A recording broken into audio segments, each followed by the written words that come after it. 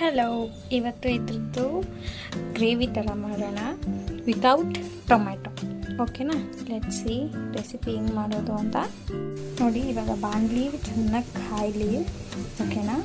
ಆಮೇಲೆ ನಾವು ಆಯಿಲ್ ಹಾಕೋಣ.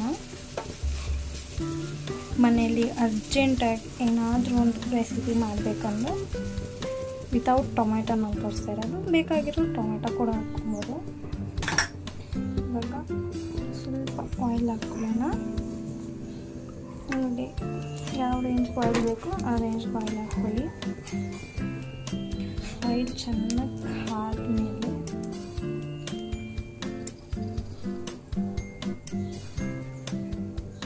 ನೋಡಿ, ಆಯಿಲ್ ಕಾಯಬೇಕು. ಕಾದಾದಮೇಲೆ ಆನಿಯನ್.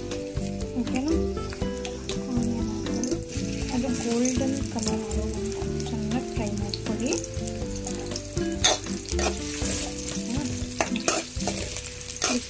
ಗೋಲ್ಡನ್ ಬ್ರೌನ್ ಆದಮೇಲೆ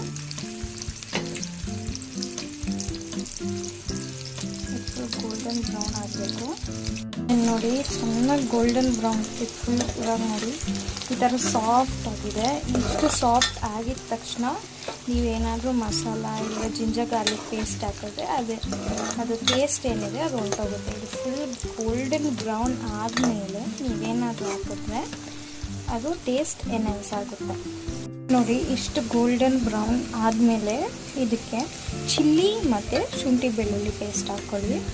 ಇವಾಗ ನೋಡಿ, ಶುಂಠಿ ಬೆಳ್ಳುಳ್ಳಿ ಪೇಸ್ಟ್ ಹಾಕಿದ್ದೀನಿ. ಆ ಶುಂಠಿ ಬೆಳ್ಳುಳ್ಳಿ ಪೇಸ್ಟ್ ಹಾಕಿದ್ಮೇಲೆ ಈ ಥರ ಗೋಲ್ಡನ್ ಬ್ರೌನ್ ಬರುತ್ತೆ. ಚೆನ್ನಾಗಿ ಅದು ಆಯಿಲ್ ನೀರೆಲ್ಲ ಇರುತ್ತಲ್ಲ ಅದೆಲ್ಲ ಫುಲ್ಲು ಹೋಗೋದಂತ ಚೆನ್ನಾಗಿ ನೀವು ಎಷ್ಟು ಹೊತ್ತು ಕ್ಲೀನಾಗಿ ಫ್ರೈ ಮಾಡ್ತೀರೋ ಅಷ್ಟು ಟೇಸ್ಟ್ ಎನ್ಹಾನ್ಸ್ ಆಗುತ್ತೆ.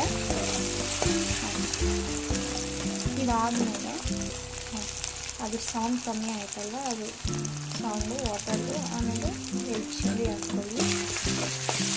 ಚಿಲ್ಲಿ ಹಾಕಿ ಚೆನ್ನಾಗಿ ಆ ಚಿಲ್ಲಿ ಎನ್ಹಾನ್ಸ್ ಆಗೋಕ್ಕಂತ ವೇಟ್ ಮಾಡಿ.